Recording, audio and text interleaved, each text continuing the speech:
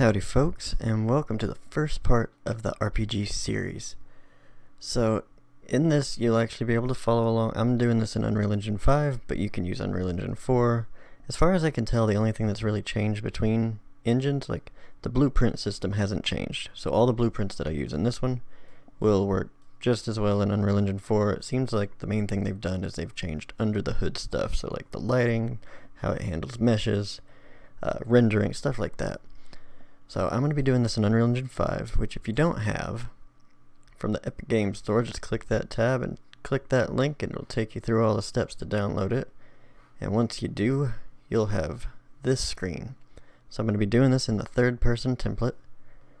So you just establish where you want your project, the name of your project, make sure it's got blueprint, and then create it. So we're going to be doing this with free assets. So the character's from Mixamo. And of course she's not loaded right now. But I'm going to be using this character. And the animations are all from Mixamo. Mixamo's completely free. But I've also, to make it a little easier on y'all, I've also packaged the character and the animations I'm going to be using. So I'm going to leave a link to this in the description box. So if you want to just download this and follow along with the exact ones I'm using, you can. Or if you want to use your own character, it's fine, whichever works best for you. But I'm going to show you how to import this character. So once you download it, you'll have this little zip file. And once you unzip it, it's 15 megabytes, and you'll have this file. So opening that up and going back into Unreal Engine 5. When you open Unreal Engine 5, you'll first have this screen. I haven't done anything to this except for I've imported the stuff we're going to use, minus the character. I'm going to show you that part right now. So the first thing you'll see when you pop up is something always pops up right here that says something needs updated. I just click update and it goes away. But we're going to alter some of this. I'm going to alter some of this. You don't have to.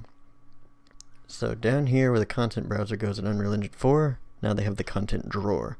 So if you hold Control and space bar, that opens that up. But I'm not really all that fond of this new feature. So if you like the old Unreal Engine 4 layout like I do, you can click this dock and layout and it brings it back like it used to be. I just prefer it like this, probably just because I got so used to Unreal Engine 4. Now the other thing I'm going to add is I'm going to click Window and I'm going to go to Place Actors, and this will give us that list that's on the left where you can pick like lights or geometry, etc. I like the familiar layout of everything. So down here in the content browser, first thing I'm going to do is I'm going to find a third person BP folder. I'm going to right click it and set its color. I always set the blueprint folder to 0.5 on the blue, and then this one I set to kind of a baby blue.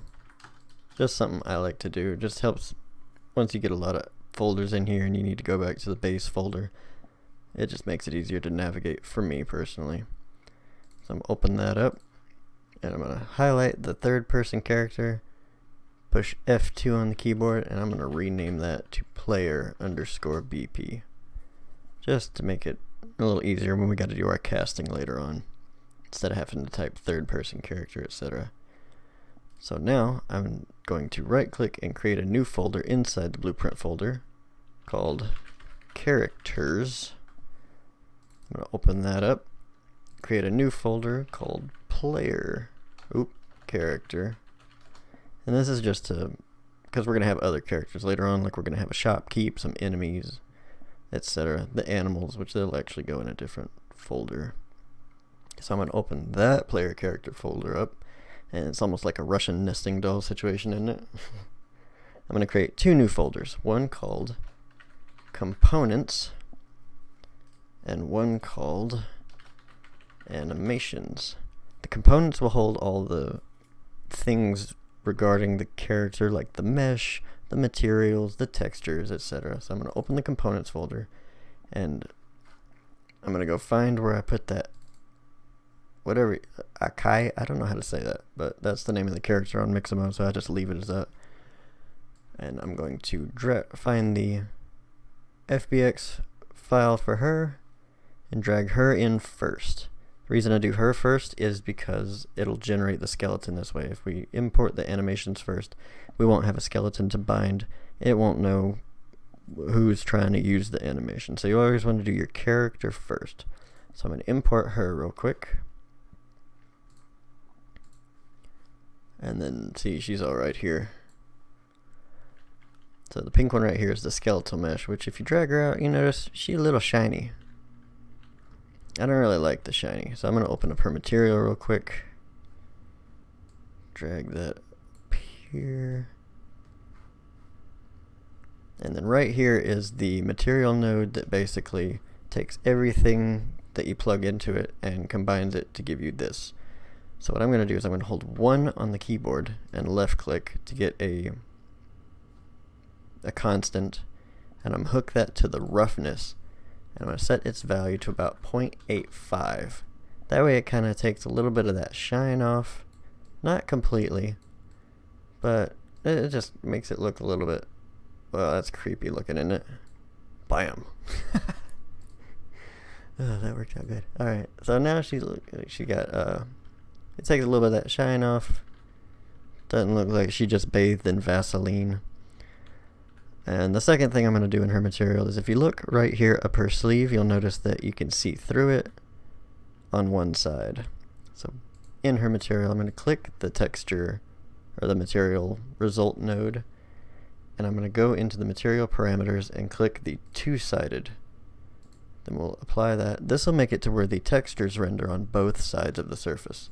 So now you'll see, can't see through her anymore. So just to show you real quick, in case it didn't show up very well. Now you can see I can see out her arm. Now I cannot. So yeah, it works out. Makes it look a little bit nicer. Alright, now in the animations folder, I am going to show you how to import directly here and not do the drag and drop. So you can just click import and then navigate and find where you, what is this? Why is it? Okay.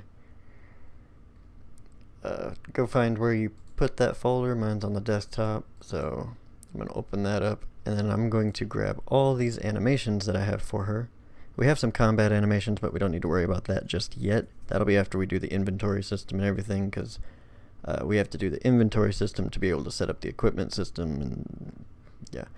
But we can get some base locomotion first. So I'm just going to import these four for now. When this window pops up, we need to assign it to the skeleton so it knows which character is trying to use it. And we'll import that just like that. And then we have all these animations. So back in the player character folder, this is where I'll keep all the blend space and the animation blueprint itself and all that, just to keep it, because once we start adding more, this will get bogged down. So I like to keep those out here.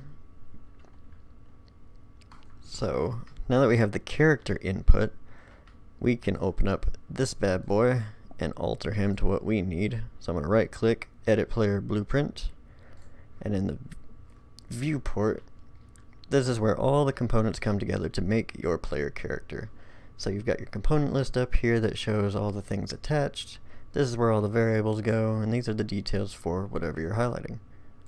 So the first thing I want to do is I want to change its mesh, because I want to use that a kite. I don't know how to say that.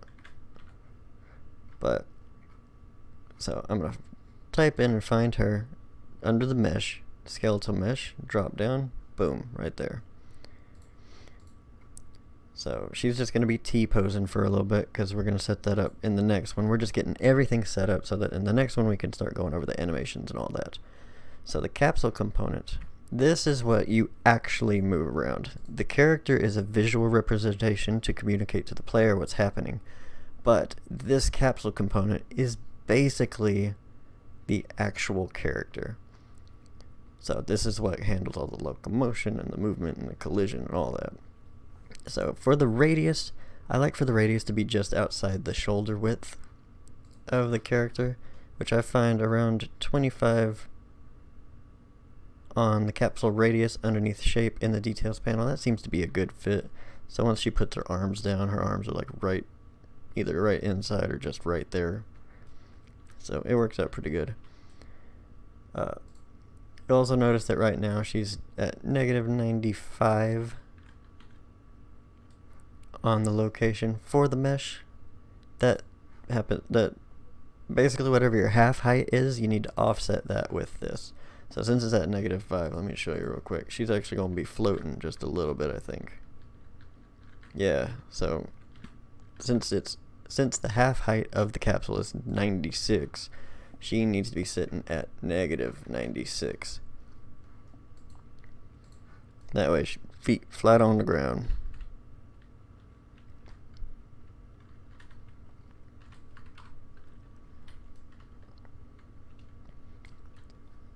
So now, with all that done, let's compile.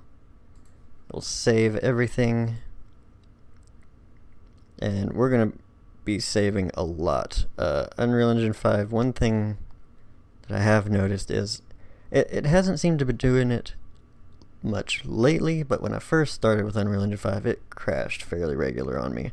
That was probably because my errors, just kind of getting used to the engine and stuff like that, so hopefully we'll be able to avoid all that in this, but just to be safe, make sure you save very regular.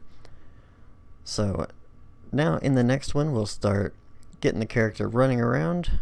We'll establish some variables and get her ready to be the hero of our journey. So, catch you on the next one. Bye.